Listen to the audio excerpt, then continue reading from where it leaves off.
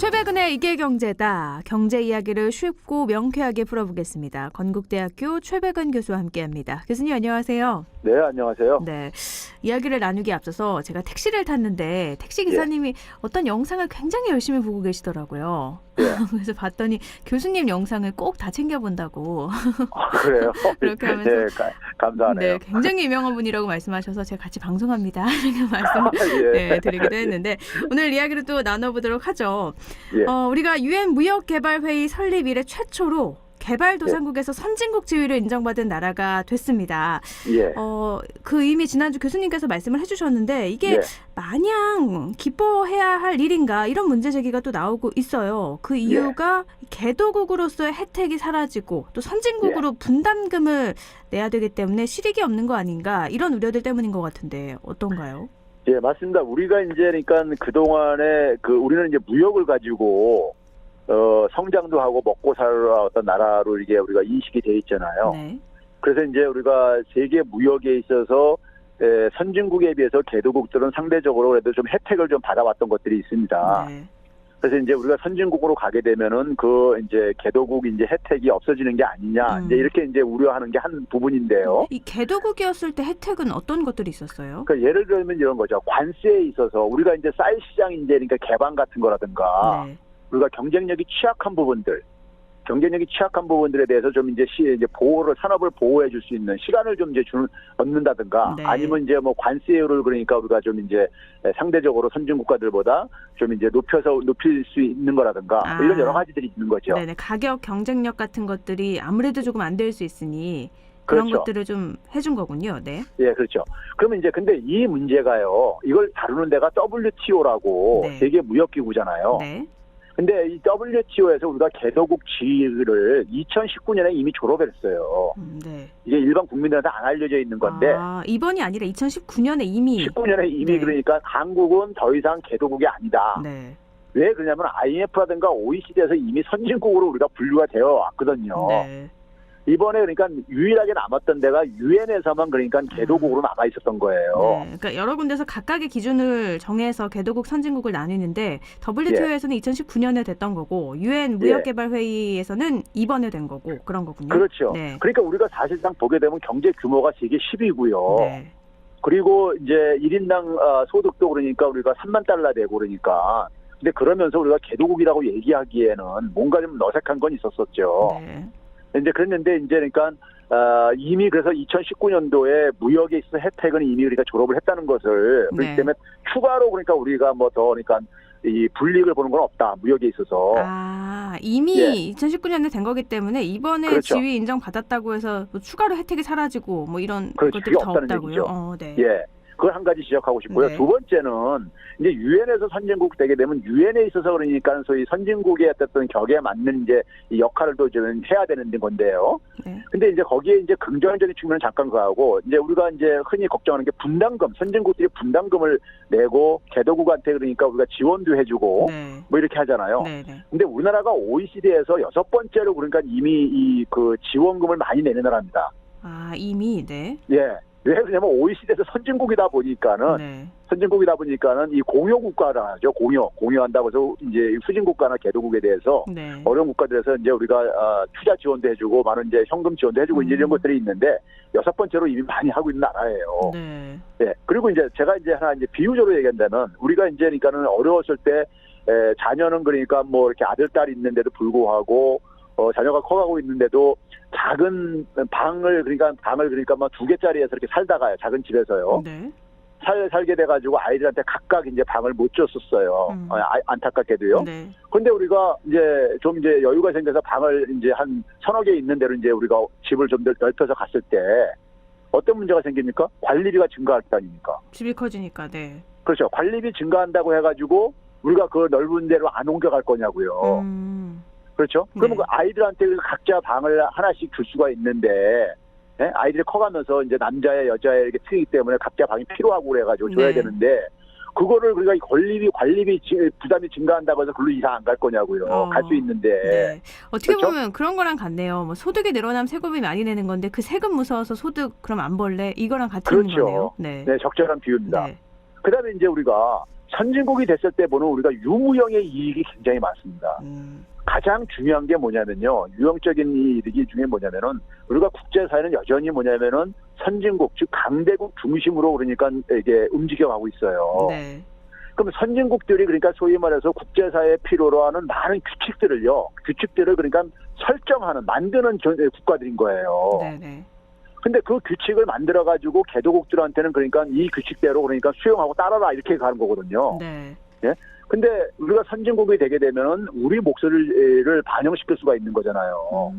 그렇죠. 그러니까 우리가 이제 종속 변수로 살아왔는데 독립 변수가 되는 거잖아요. 네. 이게 얼마나 큰 이익입니까? 그동안에 우리가 네. 예를 들어서 한반도 문제에서도 그동안에는 뭐냐면은 G7 같은 데서 자기들끼리 그러니까 한반도 문제를 거기서 논의를 하고 거기서 무슨 결의를 하고 이랬단 말이에요. 네. 그리고 우리는 그 결정을 그냥 그러니까 강 건너 불구경하듯이 쳐다볼 수밖에 없었고요. 우리 문제인데 우리가 목소리를 그렇죠. 낼 수가 없는 서러운 상황이 있었죠. 네. 그렇죠. 근데 이제 그게 우리가 G7 확대 개편하고 들어가게 되면은 그 문제에 대해서 우리 목소리를 경청을 안 할 수밖에 없을 게 아니겠습니까? 나머지 국가들이요. 네. 이게 한국의 문제인데, 그렇죠? 네. 그런 것처럼 세계에는 많은 그러니까 규칙들이 지금 많이 변화도 생기고 새로운 규칙도 만들어야 되는 이런 상황들이 있습니다. 그러니까 우리가 예를 들어서 만약에 그러니까 반도체라든가 무슨 송신이라든가 이런 거에 있어서 새로운 기술이 개발돼가지고 때 새로운 어떤 것을 표준화를 삼을 것이냐 뭐 이런 것들 같은 규칙들을 삼을 때 그게 되게 선진국가 중심으로 되게 이루어져요. 네. 근데 그런 것들에 그러니까 참여를 하는 거하고 안 하는 거하고 이건 천지 차이입니다. 국가 이익에 있어서요. 그럴 게 아니겠습니까요? 네네. 그리고 선진국으로 분류되게 되면요. 국가 신용등급이 올라갑니다. 아, 네. 되게 선진국까지 국가 신용등급이 높잖아요. 네. 그 이유가 왜 그러냐면 선진국은 왜 선진국이겠습니까요? 경제가 그만큼 안정돼 있고 경제 규모가 크고 이런 걸 의미하는 거잖아요. 네. 경제적으로 보게 되면요. 그리고 자연히 그런 그러니까 소위 말해서 국가의 위상 증가가 소위 말해서 브랜드의 가치에 이거에 그러니까 반영이 되지는 거예요. 네. 그러니까 이런 유무형의 이런 이익을 이거를 그러니까 우리가 포기하고 계속으로 그러니까 좀 분담금 좀 낸다고 네. 하는 것은 제가 볼 때 이건 말이 안 되는 얘기고요. 이해할 수 없는 상황. 네. 예, 그거를 그동안에 이제 그러니까 지금 그런 얘기를 지적하시는 분들이 과거에 박근혜 정부나 이명박 정부에서요. 추진했었던 국정 목표 중에 하나가 선진화 전략이었었습니다. 네. 항상 그러니까는 그 양대 정부에서 보수 정부에서 했던 것이 선진화 전략이었어요. 대한민국을 빨리 그러니까 선진국으로 만들자 이거였었던 거거든요. 네. 근데 그거를 지금 와서 그러니까는 그 선진국 되는 것에 대해서 이렇게 부정적인 측면을 그러니까 이렇게 부상시킨다는 것은 제가 볼 때 모순이고요. 예? 그런 점에서 이제 이 부분은 제가 볼 때 이제 국제기구에서 국제사에서 마지막 남은 부분이 유엔이었었는데 유엔에서 이제 그러니까 선진국 지위로 이제 이동을 함으로써 이제 명실상부하게 전 세계적으로 이제 그러니까 선진국으로 된 거예요. 이미 뭐 OECD나 WTO에서는 우리가 선진국이었는데 유엔에서만 아니었던 건데 이번에 된 그렇죠. 거다. 근데 이 분담금을 도대체 얼마나 내길래 이런 우려까지 나오는 거예요? 분담금이라는 게 이런 거예요. 그러니까 예를 들면 그러니까 우리가 그 유엔 산하에 많은 게 있는데 뭐 유네스코 같은 것도 있고 네. 그다음에 이제 그러니까 우리가 그러니까 이제 우리가 세계 그러니까 식량 기구 뭐 이런 것도 있고 그러잖아요. 네. 그런데 그러니까 기하선상에 있는 나라들한테 우리가 지원도 해주고 그럴 때 되게 뭐냐면은 부자 국가하고 가난한 국가가 똑같이 낼 수는 없는 거잖아요. 그렇죠. 그러면 거기에 따라서 근데 우리 경제 규모에 그건 맞춰서 되게 해요.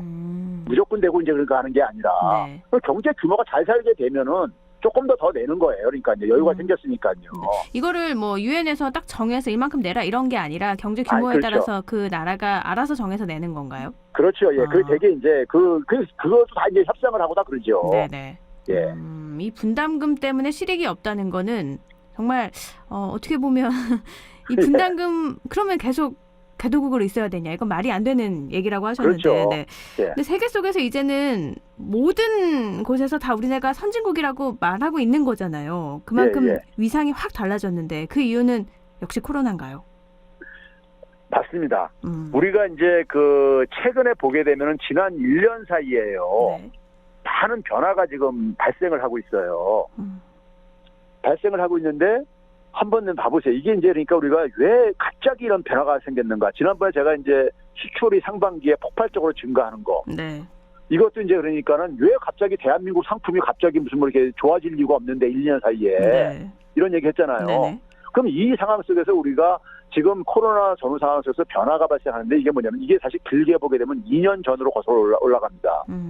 2년 전에 우리가 무슨 일이 있었는가 생각해 보면요. 지난번에 한번 다뤘지만은 일본이 경제 침략해 들어왔잖아요. 네. 그렇죠? 그때 경제 침략해 들어올 때 우리가 그러니까 그 당시 상황을 생각해 보면요. 우리 개도국들은 되게 어떤 나라들이냐면요. 2차 세계대전 이전에 되게 식민지 경험을 했던 나라들이 개도국들입니다. 네. 많은 그러니까 식민지로 있다가 거기서 해방이 되면서 이제 개도국으로 이제 그러니까 바뀐 것뿐이죠. 정치적으로는 독립이 됐지만은 경제적으로 낙후가 돼 있고 이런 나라들이 개도국이었었잖아요. 네. 그렇죠? 그런데 그러다 보니까는 우리 이 개도국들이 가지고 있는 것은 뭐냐면은 소위 말해서 식민지적인 어떤 간에 이 상은 트라우마가 있죠. 그 식민적인 트라우마가 대표적인 게 뭐냐면 경제 기술적으로 자기를 지배하고 있었던 그 식민지 모국한테 이 종속돼 있는 거 경제적으로요, 기술적으로요. 예, 그런 거라든가 그다음에 특히 더 이제 가장 심각한 건 뭐냐면은 열등감 같은 겁니다. 이런 건데 우리가 일본이 경제 침략에 들어온 것을 잘 막았잖아요. 그 경제 침략이라는 건 화이트리스트 배제 말씀하시는 거죠? 아니 뭐 그 수출 규제도 해가지고 네네. 대한민국의 반도체 산업을 타격을 입히려고 그랬잖아요. 네네. 근데 우리가 그걸 가지고 피해를 안 입고 잘 막았잖아요. 어쨌든 간에 결과적으로요. 네. 그러면 일본은 세계 경제 규모 3위인 나라입니다. 지금도 여전히요. 네. 그 나라하고 그러니까 우리가 처음에 많은 사람들이 걱정했던 게 뭐냐면 세계 경제 규모 3위인 나라하고 우리가 싸움을 해서 어떻게 이기냐. 이게 바로 뭐냐면 열등감이었었던 거예요. 네? 열등감에서 비롯됐던 건데 근데 우리가 사실 그 당시에 우리 역량은 상당히 성장돼 있었다 이거예요. 그러니까 우리가 지금 소부장 산업을 그때부터 어쩔 수 없이 육성을 하게 되게 됐잖아요. 네. 근데 그게 갑자기 그러면 1년 사이에 우리가 불합소 같은 경우 99.9는 만들 수 있지만 99점 밑에 소수가 8개, 9개 있는 걸 못 만든다. 이런 얘기들 막 그 당시 유행하고 그랬었잖아요. 네. 근데 결과적으로 보니까 2년 지나서 만들었단 말이에요. 그 얘기는 뭡니까요? 우리가 2년 전에도 그런 역량은 축적돼 있었다는 얘기예요. 네. 근데 우리가 그거를 우리의 역량을 그대로 그걸 몰랐던 것은 뭐냐면 우리가 이제 열등감이 작용했던 거죠. 네? 근데 이제 어쨌든 간에 이걸 잘 극복함으로써 우리가 이제 뭐냐면 일본의 어떤 그런 압박을 견뎌내고 이겨냄으로써 그러니까 우리가 이 열등감에서 벗어날 수 있게 된 겁니다. 그러면 이렇게 열등감을 항상 느끼다가 이번에 경제 침략에 맞서서 열등감을 극복하고 이렇게 이겨낼 수 있었던 배경은 어디에 있을까요? 그러니까 그 당시에 그러니까 우리 역량은 상당히 우리가 이제 경제 성장을 계속해서 해왔잖아요. 수십 년간요. 네. 우리 역량은 이렇게 성장해 왔던 거예요. 왔는데 우리가 그 성장한 것에 대해서 우리는 여전히 우리는 이 개도국이고 자기 자신을 그러니까 제대로 평가를 못한 거죠. 충분히 할 수 있는 능력은 있는데 그냥 머리로는 안 돼 해서 발휘를 못했던 거였네요. 그렇죠. 그거를 어쨌든 간에 대통령이 어쨌든 간에 중심을 잡아줬고 네. 촛불 시민들이 어쨌든 간에 같이 단결을 해가지고 그걸 이제 그러니까 우리가 이겨낸 거 아니니까요. 네. 이겨내면서 그게 뭘로 연결됐냐면요. 그러자마자 뭐가 터졌습니까? 코로나 재난이 터졌잖아요. 네. 코로나 재난에서 우리가 K방역이라는 소위 감염병, 21세기형 감염병의 새로운 방역 모델을 제시한 거예요. 네. 전 세계 다른 나라는 흉내를 낼 수 없는 거를요. 네. 근데 그 방역 모델에 있어서 우리가 IT 기술 이런 것도 있지만은 전 국민들의 그러니까 자발적인 참여와 협조가 이게 필수적이었던 거예요. 그렇죠? 네. 그러니까 그게 어디서 나왔느냐? 국민들이 굉장히 자긍심이 생긴 거죠. 국민들이 그러니까 우리도 할 수 있다. 그래서 우리가 코로나 방역 때 보게 되면은 아마 사회자 앵커께서는 잘 아시겠지만 대구 같은 데 굉장히 심했었잖아요. 초창기에요. 그렇죠. 네. 그때 그러니까 전 국민들이 대구 힘내라 하면서 대구 막 지원도 하고 의료진들도 막 자원봉사 내려가고 이렇게 하면서 그걸 이겨냈잖아요. 네. 그 당시에 우리가 전 세계가 굉장히 대한민국을 우려의 시선으로 쳐다보고 있었었어요. 그때는 다른 나라보다 우리나라가 일찍 터져서 그랬죠. 그리고 1,000명이 막 넘어서면서 이거를 그러니까 통제하는 게 불가능하다 이런 의료 전문가들이 그런 얘기도 하는 사람들도 있고 그랬었어요. 네네. 근데 그걸 어쨌든 간에 이겨냈잖아요. 이겨내면서 그러면서 그러니까 그게 어디서 나왔냐 그 힘이 저는 그러니까는 바로 그러니까 대한민국 국민들이 그러니까는 해외에서 평가받는 게 뭐라고 하냐면은 굉장히 높은 시민의식 수준을 발휘했다 이런 얘기를 하잖아요. 네. 높은 시민의식은 소위 말해서 선진국가들의 전매품입니다. 그렇잖아요. 선진국 국민들이 대개 그러니까 우리가 높은 시민의식 수준, 민주주의 수준 뭐 이런 것들을 얘기하잖아요. 그렇죠. 네. 그게 발휘가 됐기 때문에 K방역이 가능했던 거거든요. 네. 그러면서 결국 K방역으로 인해 가지고 21세기의 이 방역 문제에 대한 새로운 모델을 제시를 하니까는 21세기에 필요한 문제를 20세기에는 그러니까 소위 산업화 시대 때는 산업 문명을 만들었던 나라들이 그 길을 제시했던 것이고요. 21세기에는 미국이나 서유럽 국가들이 그런 새로운 방역에 대한 새로운 길을 제시 못했잖아요. 네. 본인들이 오히려 무력감에 빠져가지고 엄청난 피해가 발생했잖아요. 네. 근데 대한민국이 21세기형 문제에 대해서 해법을 제시를 한 거예요. 경제적으로도 가장 그러니까 적게 충격을 받는 소멸성 지역화폐라는 창조적인 경제정책을 발의를 한 거고요. 네. 그러다 보니까 사실상 선진국으로서의 모습을 21세기형 선진국의 모습을 다시 발휘해 왔던 겁니다. 네. 그래서 우리가 작년에 유행했던 말이 해외에선 다 대한민국이 선진국인데 우리만 선진국인지 된지 모르고 있었다. 이런 말이 유행했던 게 네. 해외에서 평가가 시선이 다르게 바뀐 거예요. 바뀌다 보니까는 한미 정상회담을 하면서 미국이 손을 내미는 거고 이제는 네. 예? 유럽의 국가들이 우리한테 손을 내밀고 앉아 있는 거고요. 네. 예? 파트너가 돼달라고 그렇죠? 그 연장선에서 웅크타트 이런 것도 그러니까 우리가 선진국 지위로 변경도 발생을 하는 것인 거죠. 네, 하나 지금 말씀을 들어보면 K 방역 때문에 우리나라의 위상이 이렇게 높아졌는데 지금 코로나19가 심상치가 않잖아요. 4차 재확산이 본격화된 양상인데 이것 때문에 우리나라의 위상이 좀 달라지거나 그럴 수도 있지 않을까 우려도 되거든요. 자, 이 문제를요. 지금 이게 1,100명 넘어가고 있잖아요. 네. 사실상 4차 대유행인데 그러면 이 상황이 그러니까 우리가 영국 같은 경우는 지금 뭐냐면 백신을 그러니까 접종률이 굉장히 높아졌다고 해가지고 마스크를 그러니까 노마스크로 이렇게 전개했다가 델타 변이가 확산되면서 그러니까 다시 실내는 그러니까 마스크 착용으로 이렇게 돌아가면서 그러면서 이 델타 변이를 그러니까 통제하기 위해서 과거처럼 락다운을 할 수 없다. 너무 피해가 크기 때문에 그냥 사망자 수가 줄어들기 때문에 백신 접종을 하게 되면은 그러면은 그냥 이거를 그냥 독감처럼 이렇게 안고 살아갈 수밖에 없다. 이런 지금 영국이 지금 이런 모습을 보이고 있잖아요. 이스라엘이랑 이런 나라들이요. 그렇죠. 근데 우리나라는 여전히 뭐냐면 지금 여전히 대한민국의 방역의 핵심이 뭐였습니까? 3T라고 해가지고 테스트. 그러니까 이 조사를 하고 그다음에 트레이스 추적을 하고 그다음에 트리트 치료를 하고 하는 이 방법을 지금 여전히 계속해서 지금 어쨌든 간에 이번에도 이걸 작동시키겠다는 거 아닙니까요? 그렇죠? 그래가지고 우리는 그러니까 이거를 그냥 확산되는 걸 불가피하다 하면서 체념하는 게 아니라 이걸 또 한 번 이겨내겠다고 지금 하고 있는 거잖아요. 그러니까 다른 나라는 이렇게 확산이 많이 되고 지금 뭐 영국도 뭐 3만 명씩 나오고 있는데 그렇죠. 코로나를 그냥 독감처럼 받아들이겠다. 이제 인식을 전환하겠다라고 어떻게 보면 반포기한 거나 마찬가지인데 우리나라는 끝까지 포기하지 않고 코로나를 잡겠다. 이런 의식을 가지고 있는 거라고요. 네. 근데 우리가 거기에 대한 한번 극복 경험을 갖고 있잖아요. 그래서 여기에서 그러니까는 국민들이 다시 한번 그러니까 이 자율적인 협조가 발휘가 돼야 되는데 제가 그래서도 그러니까 이 전국민 재난지원금을 얘기를 하는 겁니다.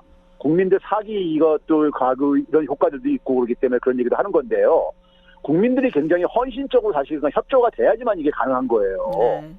그렇죠? 이제 그런 점에서 그러한 이제 그러니까는 우리는 경험도 갖고 있고 그러니까 이 부분을 그러니까 4차 유행도 그러니까 이겨낸다면은 이겨낼 가능성을 그러니까 배제할 수가 없는 거고요. 그렇죠? 그러면서 이제 8월 말 9월 달부터는 이제 백신 접종도 이제 가속도가 붙을 거고요. 지금 이제 예상으로는요. 그러면은 저는 그렇게 이게 비관적인 어떤 하나의 결과로 이어질 것 같지는 않다고 생각이 들고요.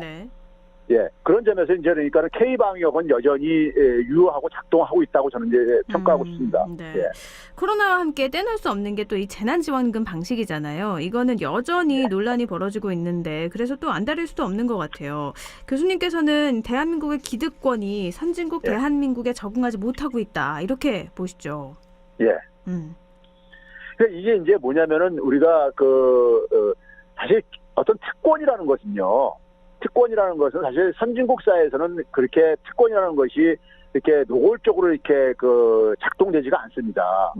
투명하고 사회가 민주적으로 운영되고 그러기 때문에요. 대개 이제 우리가 후진 국가들의 모습이 특권이라든가 반칙 이런 것들이 횡행을 하고 있는 거잖아요. 더 눈에 띄는 게 오히려 후진국이다. 그렇죠. 그러니까 사실 우리가 전 근대 사회가 바로 이제 그런 사회잖아요. 소위 말해서 특권이 지배를 하고 그렇죠. 그러면 이제 그런 점에서 지금 우리가 선진국으로 가면서 계속해서 이제 요구되는 게 뭡니까? 정부의 투명성이라든가 제 민주주의 이런 거 국민들의 시민의식도 굉장히 높아지고 있고요. 공정성을 더 요구를 하고 있고 젊은 사람이 있어서 그런 거 더 많이 요구를 하고 있고 이제 그런 것처럼 그러니까 20세기까지 그러니까는 소위 말해서 기존에 그러니까 많은 특권과 반칙을 누려왔던 분들이 그 변화에 그러니까 사실 지금 잘 적응을 못하는 거로 저는 보는 거예요. 시대 흐름은 지금 우리가 선진국으로 보다 투명하고 개방된 사회로 가고 있는데 그 기득권들이 모두가 다 함께 누려야 되는 걸 원치 않는 거죠. 그렇죠. 네. 예, 바로 그겁니다. 그래서 그 과정이 순조롭지 않은 것 같아요. 네. 예, 그런데 문제는 그것을 되돌릴 수 없을 만큼 지금 변화가 진행되고 있고 국민들이 더 이상 그러니까 그것을 용납하기가 쉽지 않게 됐다 이거죠. 국민들 의식 수준이든 그다음에 대외적으로도 우리가 대한민국 하게 되면은 그건 어쨌든 간에 이 이제 대접받는 이것도 이제 그러니까 격상이 됐고 그러다 보니까요. 그러니까 그러면 거기에 빨리 적응을 하는 게 저는 네? 적응을 하는 게 올바른 자세인 것이지 계속해서 자기가 예전에 그러니까 누렸던 그러한 그러니까 우리가 법 앞에 모두가 평등하다고 하는데 특권이라는 건 바로 뭡니까? 자기는 법 위에 존재하려고 하는 거잖아요. 그렇죠. 그걸 누가 용납하겠습니까요? 지금 시대 앞으로 더구나 젊은 이들 세대 속에서는요. 네. 최근에 또 발표된 게 있습니다. 경제협력개발기구 OECD가 발표하는 정부 신뢰도 조사에서 우리나라가 37개 회원국 가운데 20위에 올랐어요. 12단계 상승한 거라고 하는데 또 한국 정부 신뢰도가 40%를 넘어섰는데 이게 2007년 조사 시작 이래 처음이라고요? 맞습니다. 이게 2007년부터 OECD가 이제 정부 신뢰도를 조사해서 발표라고 그러거든요. 네. 근데 이 정부 신뢰도라는 게 어떤 의미를 갖고 있는지를 좀 간단하게 제가 먼저 좀 설명을 드리면요. 네. 경제 이 정책에서 경제 정책이 일단 정부가 신뢰를 하지 않으면요. 우리 부동산 정책에서 봤듯이요. 사람들이 부동산 정책에 대한 신뢰가 굉장히 떨어져 있잖아요, 지금요. 네. 그러다 보니까는 정부가 뭐라고 해더라도 믿지 않아요. 그렇죠. 네. 그렇죠? 그렇게 되면 정부가 정책을 어떻게 이제 우리가 그 발표를 하게 되면은 거기에 사회 구성원들이 그 정책을 신뢰하고 따라줘야지만 정책은 효과를 보게 되어 있습니다. 네. 그렇죠? 근데 신뢰를 안 하게 되면 그 정책이 작동할 수가 없잖아요.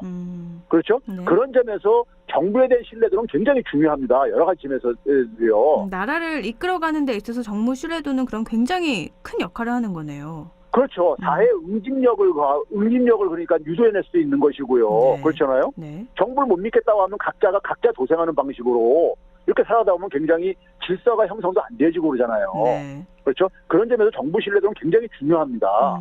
그런데 이 정부 신뢰도가 그러니까 처음으로 그러니까 우리가 40%를 넘어섰는데 사실은 2019년도 2년 전에도 40%에 거의 반올림만 되는 40%였었어요. 네.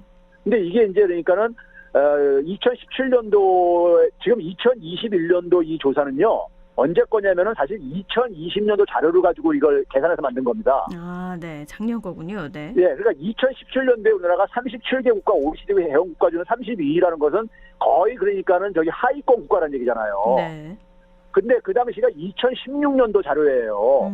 네. 그럼 2016년에 무슨 일이 있었느냐? 소위 최순실 국정운영 사태 뭐 이런 것들이 있었잖아요. 아, 네. 그게 이제 반영이 된 거였었고요. 그래서 이제 최하위가 그 당시 기록됐던 것이고. 네. 그러다가 이제 그 이후에 빠르게 이제 그러니까 우리가 되는데 2019년부터 우리가 소위 말해서 미국이라든가 일본이라든가 프랑스 이런 나라들 다 앞질러요. 2019년부터요. 올해 지수만 앞질른 게 아니라 2019년부터 앞질렀습니다. 오, 네. 그러면 이게 왜 이것도 마찬가지로 왜 2019년도부터냐? 이게 이제 우리가 질문이 나오잖아요. 그쵸. 그게 앞에서 얘기했던 것에 연장선에 있는 겁니다. 아, 역시. 이게 우연이 아니란 얘기예요. 예. 수출 증가 뭐 이런 것뿐만이 아니라 국제적 위상도 그렇고 정부 신뢰도도 그렇고 그게 다 기점이 2019년이에요. 이게 정말 우연히 겹친 게 아니라 그래서 코로나19를 방역을 잘했기 때문에 위상이 확 올라가는 게 이렇게 결과로 드러나네요. 그렇죠. 이런 흐름을 이해를 하지 못하고 그냥 경제적인 수치만 가지고 많은 전문가들이 가려다 보니까 해석이 잘 안 되고 그러는 게 생기는 겁니다. 네. 생기는 건데 그런 점에서 그 정부 신뢰도의 이번 그 발표는요 상당히 중요한 의미를 갖는 게 이 정부 신뢰도가 이렇게 높아지려면요 그 사회가 정부가 굉장히 말 그대로 신뢰를 줘야 되는 거잖아요 국민들한테요. 네. 그러면 그 나라 되게 정부 신뢰도가 높은 나라가 어떤 나라들이냐면요 우리보다 앞에 있는 나라들이 되게 북유럽 국가들, 저기 우리가 흔히 아는 스웨덴, 덴마크, 네덜란드, 핀란드, 노르웨이 이런 나라들 있잖아요.